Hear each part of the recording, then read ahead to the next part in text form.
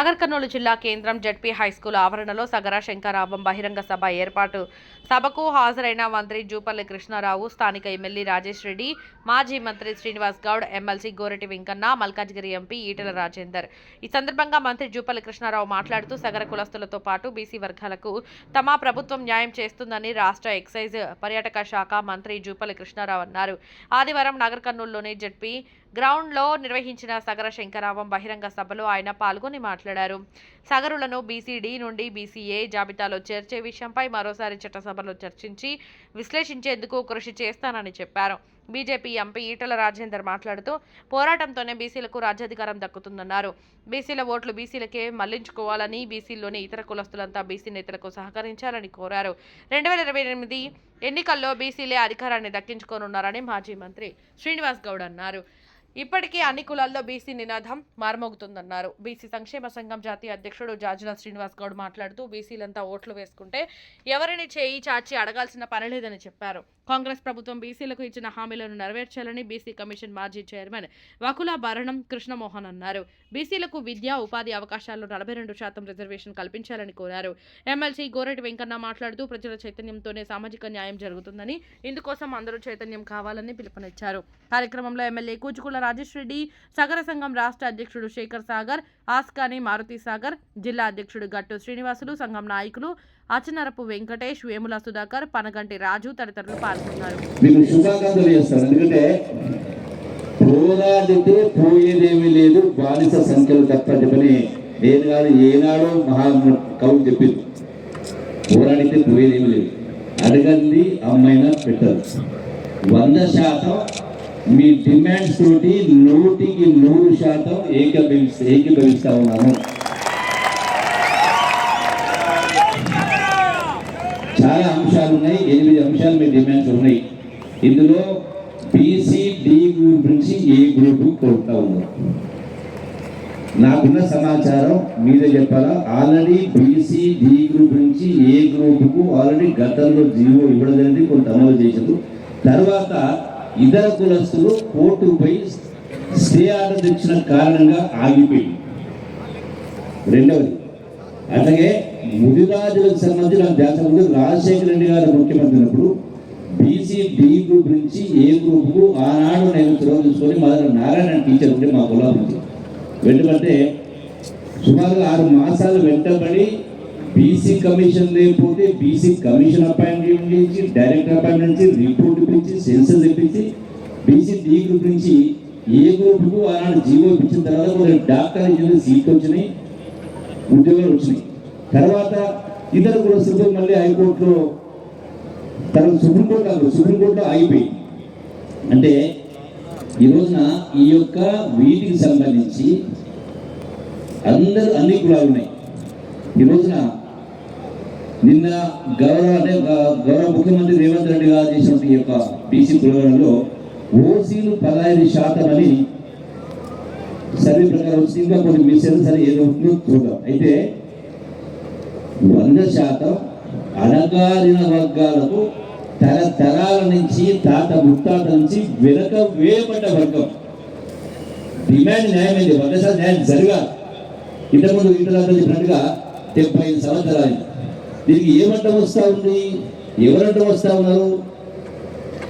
100% కేంద్ర ప్రభుత్వం 85%, 90% ఓసీలు 5%, 10% తీసే మిగతా అన్నిటి కూడా ఆ జనాభా దామాసంతో రిజర్వేషన్ చేయడానికి చట్టం చేయాల్సిన అవసరం ఉంది. పార్లమెంటు చట్టం చేయాల్సి, రాష్ట్ర ప్రభుత్వాలు చట్టాలు చేయాల్సిన అవసరం ఉంది. మీనవేషాలు ఇక్కడ పెట్టాల్సిన అవసరం లేదు. అంటే రాష్ట్ర ప్రభుత్వానికి గతంలో అయినా ఈనాడైనా రాష్ట్ర ప్రభుత్వానికి ఉన్న అధికారం మేరకు రాష్ట్ర ప్రభుత్వం చేస్తుంది. కేంద్ర ప్రభుత్వానికి అధికారం కేంద్రం చేయాలి. ఒకటి అంటే రాష్ట్రం మీరు అడిగిన ప్రకారం రాష్ట్ర ప్రభుత్వం తరఫున 100% మీ డిమాండ్స్ ఇదొకటి. ఈ బీసీడీ నుంచి ఏ గ్రూప్ మా ముందు ప్రయత్నం చేసే కార్యక్రమం చేయడం జరుగుతుంది. అలాగే సగర ఫెడరేషన్ నుంచి మీరు ఇప్పుడే చెప్పిండ్రు, గౌరవ ఆనాటి మంత్రులు ఫైనాన్స్ మినిస్టర్ గారు, ఇంటర్ గారు మరి సుమారుగా 200 కోట్ల విలువైనటువంటి 2 ఎకరాలు అలా చూపించాలంటే ఎకరం 100 కోట్లు ఉంది ఇవ్వడం జరిగింది. సో 200 కోట్ల విలువైనటువంటి భూమిని ఇచ్చిన తర్వాత దానికి 10 కోట్ల 20 కోట్ల అనేది బిల్డింగ్ మంజూరు అడుగుతా ఉన్నారు. 100% దానికి నా వంతు ప్రయత్నం నేను ఆ లెక్క చెప్పాలంటే చెప్తా, దానికి కూడా చెప్తా, వాళ్ళు కూడా బాగా తెలుసు. అలాగే జియో 59 సవరణ చేస్తూ రాష్ట్ర ప్రభుత్వం కాంట్రాక్ట్ పనులు సగర్లకు కనీసం 30% రిజర్వేషన్ కల్పించారు. ఆల్రెడీ గతంలో రిజర్వేషన్లో 30% 3 కులాలు కల్పించింది. సో అందరి పంచాయతీ వచ్చేసి అది పెండింగ్ పడిపోయినట్టుంది.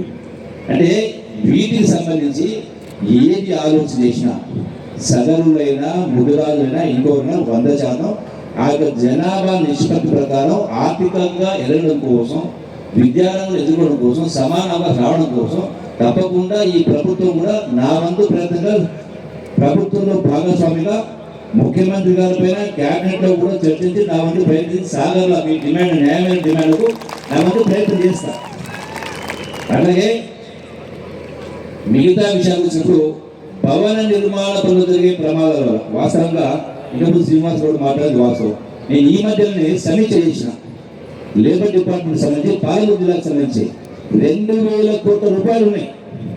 అంటే సరి అయినటువంటి గతంలో ఉన్నది, ఇంకా రావాల్సినటువంటి ఆదాయం కూడా 1,000 కోట్ల రూపాయలు రావాల్సిన ఆదాయం రాకుండా అన్యాక్రాంతం అవుతా ఉంది. వ్యాపార వర్గాలు కావచ్చు, శ్రేణులు కావచ్చు. అంటే సరి అయినటువంటి నిఘా లేని కారణంగా డెఫినెట్గా దీనిపైన కూడా సమీక్ష చేసి ఇది వాస్తవంగా ఇది సగర్లకు చెందాల్సినటువంటి వాళ్ళ యొక్క బాధలు తీర్చడం కోసం అవసరమైన సరిపోయిన నిధులు ఉన్నాయి. కానీ వాటి ఖర్చు పెట్టించి ఎవరైతే పెండింగ్ దరఖాస్తున్నాయో వాటన్నిటి కూడా పైరవీలు జరుగుతూ ఉంది. 1,000 రూపాయలు అవినీతి, 20,000 30,000 డిమాండ్ చేస్తూ ఉన్నారు. అంటే అవినీతికి అవకాశం లేకుండా ఆన్లైన్లో అప్లై చేసి చెప్పేసి 30 రోజుల లోపల విధిగా సగర్ అంటే ఎవరైతే పనిచేస్తూ ఉంటారో పౌర కార్మికులు ఎవరికి ఎక్కడ అన్యాయం జరిగినా ఆన్లైన్లో దరఖాస్తు పెట్టుకోమని 30 రోజుల లోపల దాన్ని శాంక్షన్ కావాలా, రిజెక్ట్ కావాలా, దాన్ని సైన్ పెట్టి తప్ప అధికారి యొక్క దయాదాక్షిణ్యాలపైన ఉండాల్సిన అవసరం లేకుండా దానిపైన కూడా ప్రత్యేక శ్రద్ధ వహిస్తారని చెప్పని మీ అందరికీ సవినయంగా విజ్ఞప్తి చేసే కార్యక్రమం చేస్తూ, అలాగే ఇతర అంశాలు ఉన్నాయి.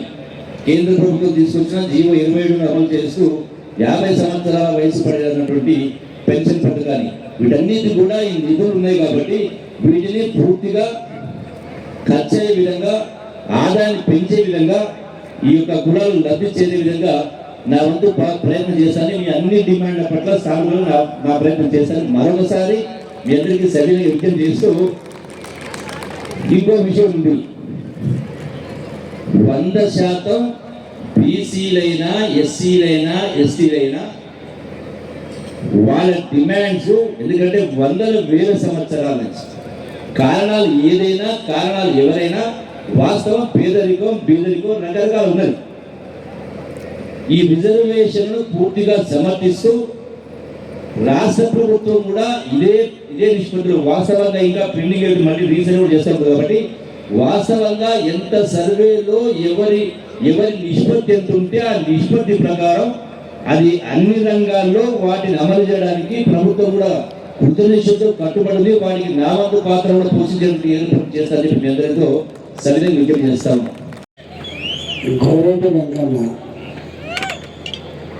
తమ్ముడము మొదటి నుంచి పిలుస్తామని అది ఏ సంబంధం లేదు. ఇక వకలపల్లి కృష్ణమోహన్, మా జీవపల్లి కృష్ణన్న, నేను ఇక రాకేష్ రెడ్డి, అందరూ ఒకటే పార్టీలో ఉంటాం. ఉన్నాం. ఈ మధ్య ఆయన అడ్డుపెట్టి నాకు బయట కోరుకోవాలి. శ్రీనివాస్ గారు కూడా మా దాంట్లో మాట్లాడిపోయింది. ఓటు అమలు మీకు నేను 5 నిమిషాలు మాట్లాడతా, ఎక్కువ తక్కువ గంట సేపు మాట్లాడాలన్నా. అయితే మా అన్నకు పార్టీలు ఏమైనా కావచ్చు కానీ పేరు ఎక్కువ.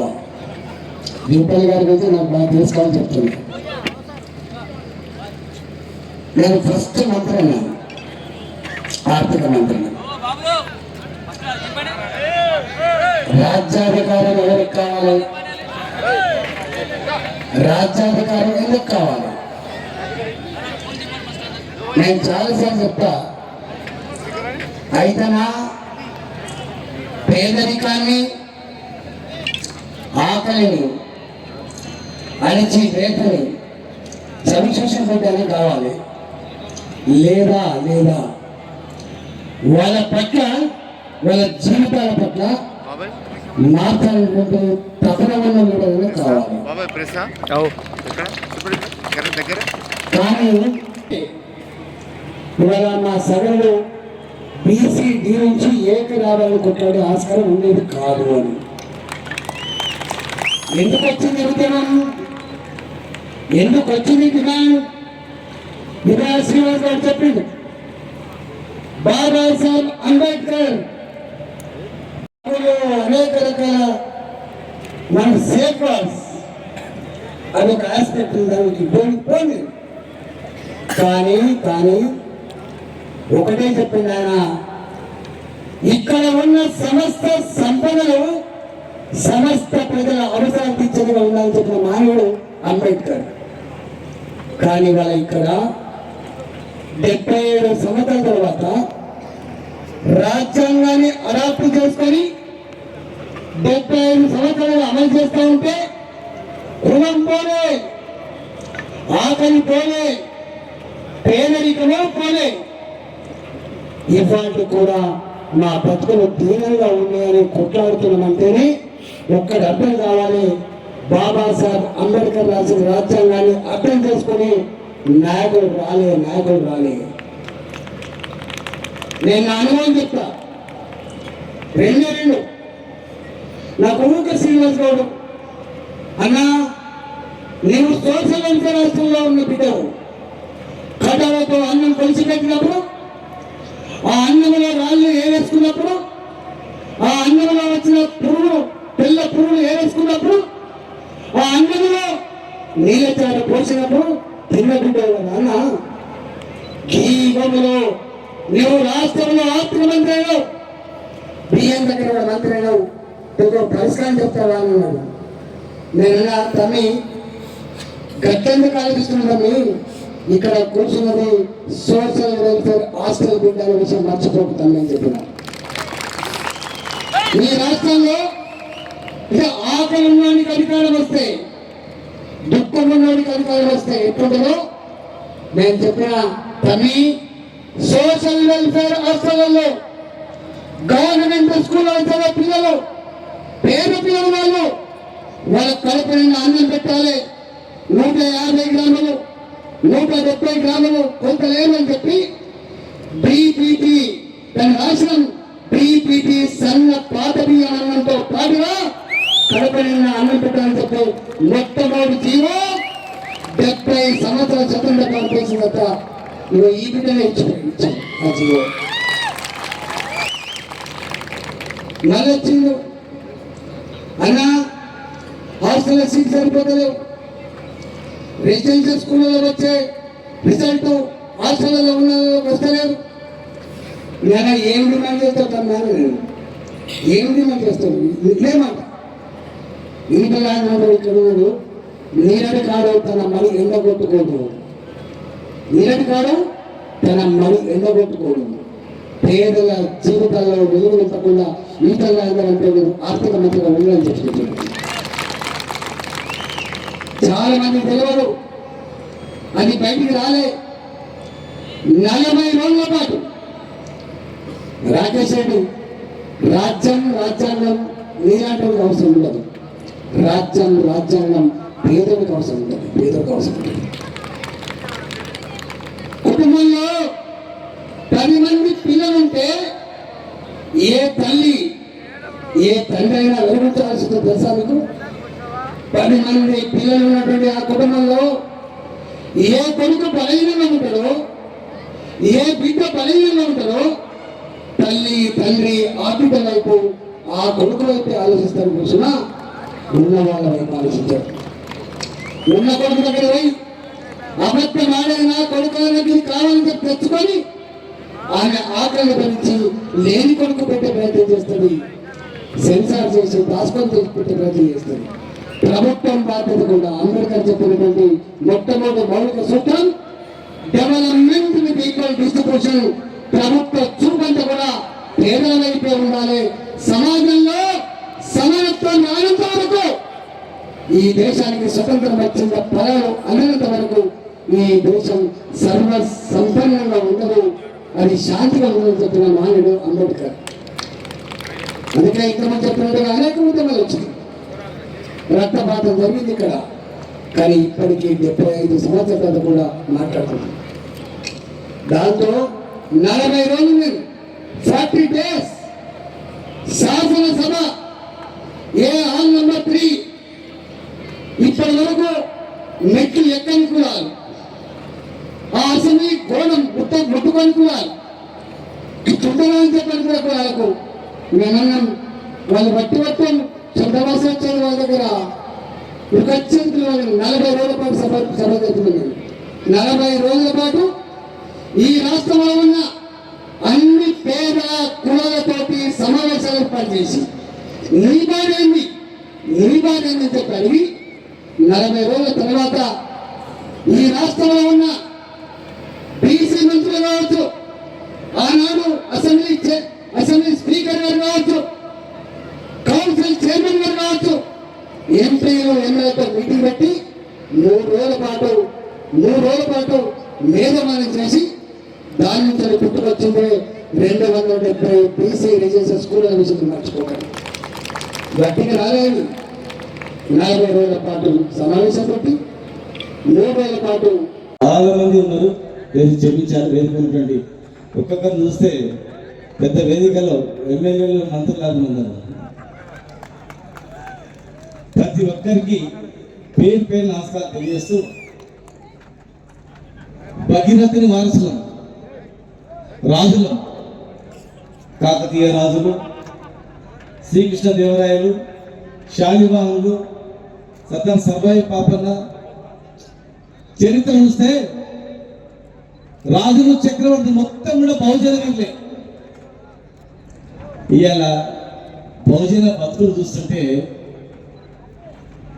మాకు 59 సవరించాలి, మాకు 20 కోట్లు కావాలి, కాంట్రాక్టుల్లో మాకు రిజర్వేషన్ కావాలి, మేము చస్తే 20 లక్షల రూపాయలు ఇవ్వాలి, 1000 కోట్లు ఉన్నాయి, మూడుతున్నాయి. ఎవరు ఇవ్వాలి పైసలు? గవర్నమెంట్ మాకు అట్లే ఉంటాయి. ఎందుకంటే ఆంధ్రప్రదేశ్ గవర్నమెంట్ మారినప్పుడు 1200 కోట్లు ఉన్నాయి. ఇప్పుడు చూడండి, 100 కోట్లు ఉంటాయి, 1000 కోట్లు ఉంటాయి. ఖర్చు పెట్టడానికి వీలేదు. మనకే ఖర్చు పెట్టాలి, కానీ ఖర్చు పెట్టారు. ఎందుకంటే బాగుపడతారు. అది మన డిమాండ్.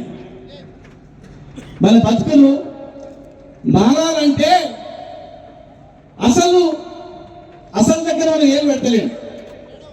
అసలు వైపు దృష్టి పెడతామా? మనం ఓట్లేస్తున్నాం, జోలు పెట్టి అడుక్కుంటున్నాం. ఓట్లేసి సీట్లో కూర్చోబెడుతున్నాం, మళ్ళీ పోయి అడుక్కుంటున్నాం. అయ్యా మమ్మల్ని బీసీఏలో చేయండి, మమ్మల్ని డీఎల్జీ ఇక్కడ దిగండి, ఎస్సీలో చేయండి, ఎస్టీలో చేయండి, మా బతుకులు మార్చారండి. అరే బిడ్డ, నీ బతుకులు మార్చడానికి నీ చేతిలో ఉంది ఆయుధం. ఆ ఆయుధాన్ని పక్కకు పెట్టి నువ్వు ఎక్కడో ఆలోచన చేస్తున్నావు, ఇలా వదిలిపెట్టి ఆలోచిస్తున్నావు. బస్ స్టాండ్ లో ఉన్న రోడ్ తప్పయింది, కానీ ఆలోచిస్తున్నావు. ఎక్కడో కొల్లాపూర్లో మైండ్లో ఎత్తుతున్నావు. పోర్టుకు పోయిన కాడ ఎత్తాలి కదా. ఇతర కాలు దెబ్బ కలిగింది, కానీ మధ్యలో పెడుతున్నావు, ఇతర కాలు పెడుతున్నావు. ఇట్లా తక్కువైతే బిడ్డ. దున్నపోతుల కట్టేస్తున్నావు, ఆవులకు పాలు పెడుతున్నావు. ఎట్లా వస్తాయి బిడ్డ? ఒకటే చెప్తున్నావు, దయచేసి కేవలం రాజకీయ ప్రక్రియ ద్వారానే ఈ బతుకు వార్త గుర్తుపెట్టుకోండి.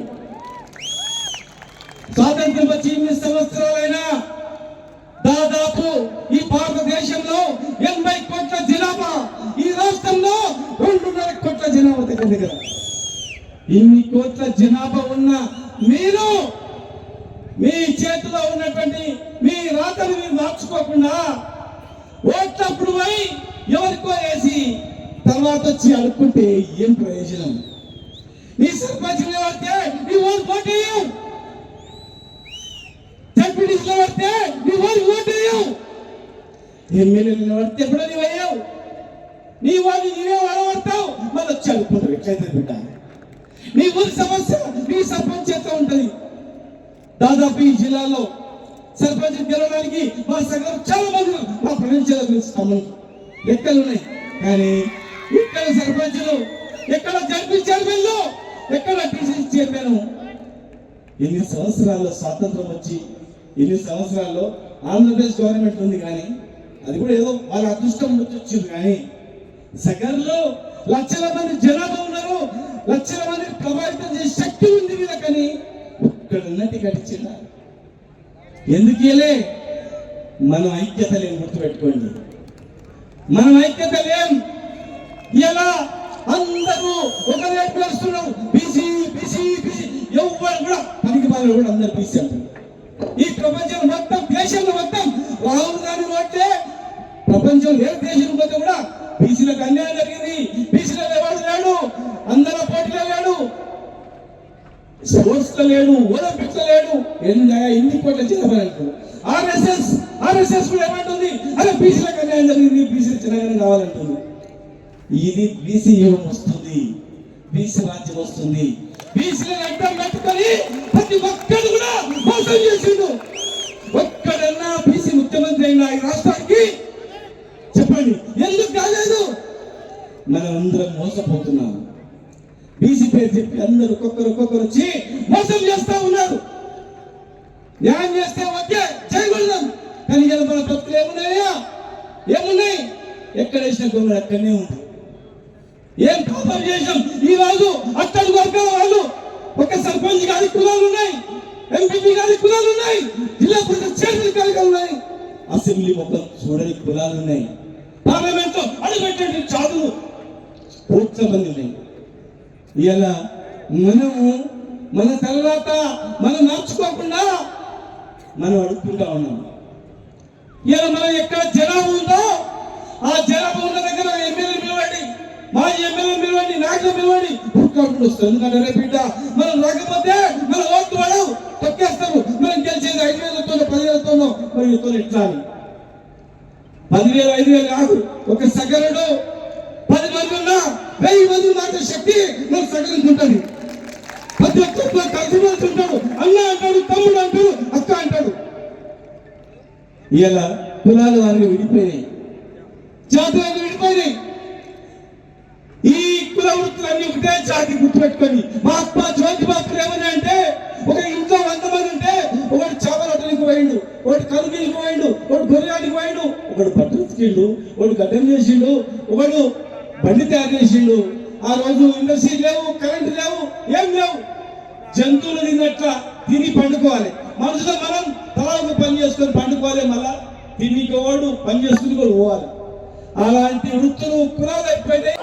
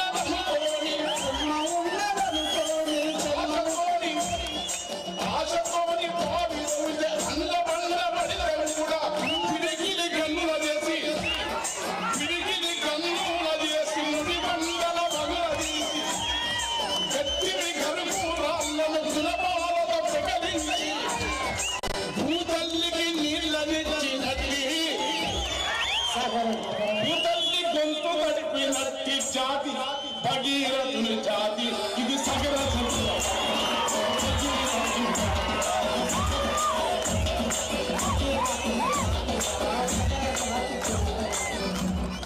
కాకతీయుల కాలం కత్తినట్టి ఆ కట్టలు గొలుసు చెరువులెవరి వండ.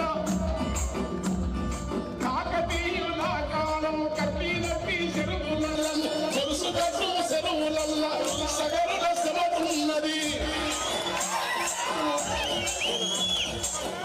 ఇప్పుడు అంతర్జాతీయ వేద ఆకాశ వీధికి మనిషి ఎగిరిపోతుండు.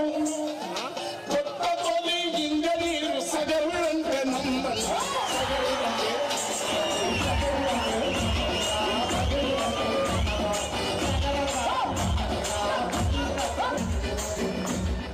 కంప్యూటర్ కన్నా కంప్యూటర్ వచ్చింది, కృత్రిమ మీద వచ్చింది. కంప్యూటర్ వచ్చింది, కృత్రిమ మీద వచ్చింది. కానీ దానికంటే ముందే పొదనేలితో సిటికనేలు లెక్కలేసి కంప్యూటర్ కన్నా ఖచ్చితమైన లెక్క ఈ నోటి లెక్కల ముందు గణిత శాస్త్ర వేదలీళ్ళు అన్ని రకాల జ్ఞానం లేదు. ఇదంతా ఒక శ్రమ. కానీ వాళ్ళక్కడ ఎందుకు ఒకటి చూసుకోలేదు. వారానికి ఓసారి మాకం వేసి కుక్కీళ్ళను పొగేళ్లతో కుంకుల పని చేసేటల్ల గుండెల బంధువు తీరుగా ఆకలి నాసుకున్న అల్రుగన్న జాతి, అల్రు ఉన్న జాతి ఇది సగర వీర జాతి.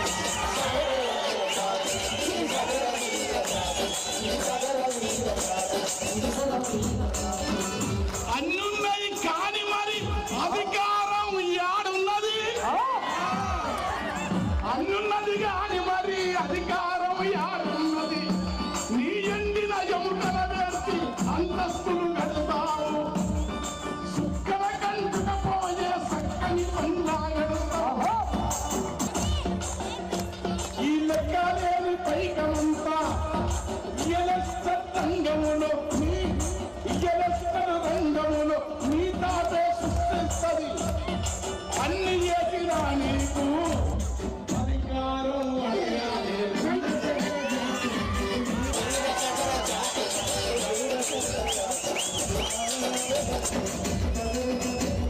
సాగర శంకరరావు నాగర్ కర్నూల్ జిల్లాకు సంబంధించిన సాగర సోదరులు ఇచ్చేసి ఈరోజు ఒక సాగరం లాగా, సాగర తీరం లాగా సాగర్లంతా ఒక దగ్గర ఇచ్చేసి ఈ సభ తప్పకుండా మీకు సహకరిస్తామని మనసారా తెలుపుతూ, మాట్లాడడానికి చాలా మంది ఉన్నారు కాబట్టి, పెద్దలు ఉన్నారు కాబట్టి, స్థానికంగా వాళ్ళు మన దగ్గరకు వచ్చారు కాబట్టి నేను తక్కువగా మాట్లాడి, ఎందుకంటే చాలా సమయం అయింది, చాలా మంది వెళ్ళిపోతున్నారు కాబట్టి సాగర సోదరులందరూ మీకోసమే ఇక్కడ అందరూ పెద్దలు వచ్చారు కాబట్టి ఎవరు కూడా బయటికి వెళ్లకుండా అందరూ ఇక్కడనే కూర్చోవాలని మనసారా కోరుకుంటూ, ఇక్కడ మీకోసమే నలుమూల నుంచి వచ్చినందుకు పెద్దలందరూ మీరు సహకరించి అందరూ కూర్చోవాలని మరొకసారి విజ్ఞప్తిస్తూ, మీ సహకారం మా సహకారం తప్పకుండా మీకుంటుందని మనసారా కోరుకుంటూ మరోసారి ఇక్కడ విచ్చేసిన పెద్దలు ఈ అవకాశం ఇచ్చిన రాష్ట్ర అధ్యక్షులు శేఖర్ గారు, అదేవిధంగా జిల్లా అధ్యక్షులు గట్టు సీలు గారు, ప్రతి ఒక్కరికి మరొకసారి నా ఒక ధన్యవాదాలు తెలుపుతూ, జై సాగర, జై సాగర. సగర శంకారావం పూరించడానికి ఉప్పరులు ఉప్పరి తరలి వచ్చారా అన్నట్టు ఈరోజు మీరు ఇంతమంది రావడం పట్ల నేను నిజంగా కూడా సంతోషాన్ని వ్యక్తం చేస్తా ఉన్నా. నిజంగా శంకారావం పూరించడానికి, సగర్ల ఐక్యతను చాటడానికి, సగర జనాభా జనగర్జనను నినదించడానికి ఒక్కటై వచ్చిన ప్రతి సగర సోదరునికి ముందుగా నేను శుభాకాంక్షలు, ధన్యవాదాలు తెలియజేస్తా ఉన్నా.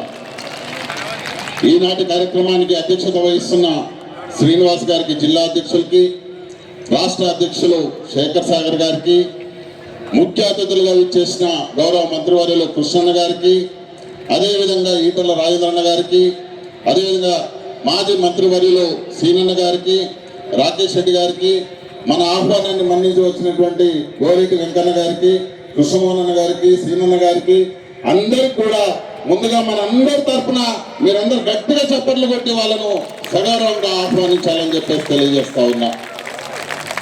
నిజమే, ఒకప్పుడు ఉనికి లేని ఉప్పర్లని, నిజమే ఒకప్పుడు ఎవరికి తెలియనటువంటి సగర్లని, కానీ ఈరోజు నాగర్ కర్నూలు నడిగడ్డ మీద శంకారావం పూరించడానికి తరలి వచ్చిన ప్రతి సగరుని చూసిన తర్వాత నిజంగా మనం ఉనికి లేని ఉప్పర్లమా అని ఈరోజు వాళ్ళ పాలకులు చెప్పాలి.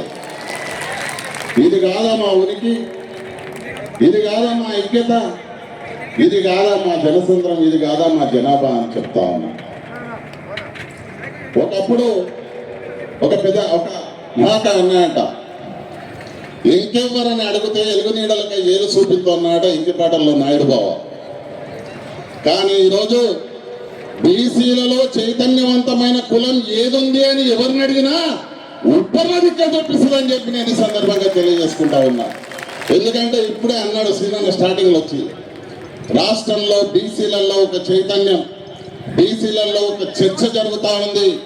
42% రిజర్వేషన్ను మన హక్కుగా తీసుకుందామనేటటువంటి ఒక చర్చ ఈరోజు రాష్ట్రంలోనే కాదు దేశ స్థాయిలో జరుగుతున్న క్రమంలో ముందుగా మా వాయిస్ వినిపిస్తామని వచ్చిన కులం ఏదైనా ఉందంటే అది మన ఉపర కులం అని చెప్పి తెలియజేస్తా ఉన్నా నేను. నిజమే, న్యాయపరమైనటువంటి వాటా మనకు రావాలి. ఎన్నాళ్ళు, ఎంతకాలం, ఎవరెంతో మనమంతా, మనకెంతో మన వాటా అంత కావాలి అని చెప్పేసి కోరుతున్నటువంటి నేపథ్యం సందర్భం ఈరోజు దేశంలో జరుగుతూ ఉంది. ఎక్కడ చూసినా 50% పైగా జనాభా ఉంటాం, కానీ రాజకీయంగా ఆర్థికంగా వెనుకబడి ఉంటాం. అది బీసీ చేసుకున్నటువంటి దౌర్భాగ్యం. అందుట్లో పెద్ద కులాలు అయితే పర్వాలేదు, కానీ ఇంకా చిన్న కులాలలో ఇంకా చాలా ఇబ్బందులు ఉన్నాయి. అట్లాంటి కులాలలో మన సగర కులం కూడా ఒకటి. చాలా మంది చాలా విషయాలు చెప్పినారు. మా ఇంకనైతే మొత్తం పాట రూపంలో పాడినిపించినాడు. నిజం, కాకతీయుల కాలం నుంచి, నవాబుల కాలం నుంచి చెరువులు కట్టడంలో ఎవరిదైనా కీలక పాత్ర ఉంది అంటే అది ఒక్క ఉప్పర్లనే సగర్లదే అనేటటువంటి సగర్వంగా చెప్పుకోవాల్సినటువంటి అంశం. ఇక్కడే పక్కన ఉంది పాలెం, ఈడ నాగర్ కర్నూలులో కేసముద్రం. పాలెంలో ఉన్న చెరువుని ఎవరు తోయినరు అంటే అది ఉప్పరోళ్ళే. నాగర్ కర్నూలులో ఉన్న చెరువుని ఎవరు తోయినట్టు అది ఉప్పరోళ్ళే. ఇదే కాదు, అక్కడ శ్రీరామ్ సాగర్ ఎవరు కట్టిందంటే ఎవరు, ఇక్కడ ఉన్న జూరాల ప్రాజెక్ట్ ఎవరు కట్టిందంటే అది ఉప్పరోళ్ళే. అంటే జనరల్గా మన యొక్క వారసత్వం, మన యొక్క పనితనం, మనం శ్రమజీవులం, మన శ్రమను నమ్ముకొని ముందుకు పోతున్నటువంటి వాళ్ళం. అట్లాంటి కులం ఈ రోజు వరకు అట్టడుగు స్థాయిలో ఉంది. చాలా డిమాండ్లు మన అధ్యక్షులు ఆల్రెడీ శేఖర్ సాగర్ గారు చెప్పున్నారు మంత్రి గారికి. అందులో ప్రధానమైనది ఒకటి మీరందరూ కూడా గట్టిగా కోరుకుంటున్నది ఏంటంటే ఈరోజు ఎడ్యుకేషన్ అనేటటువంటిది ముఖ్యమైనది. ఆ ఎడ్యుకేషన్ ద్వారా వచ్చేటటువంటి ఉపాధి అవకాశాలు ముఖ్యమైనవి. కాబట్టి మన ప్రధాన డిమాండ్ ఏదైతే ఉందో బీసీ గ్రూప్ నుంచి ఏ గ్రూప్కు మార్చాలన్నదే మన ప్రధానమైనటువంటి డిమాండ్.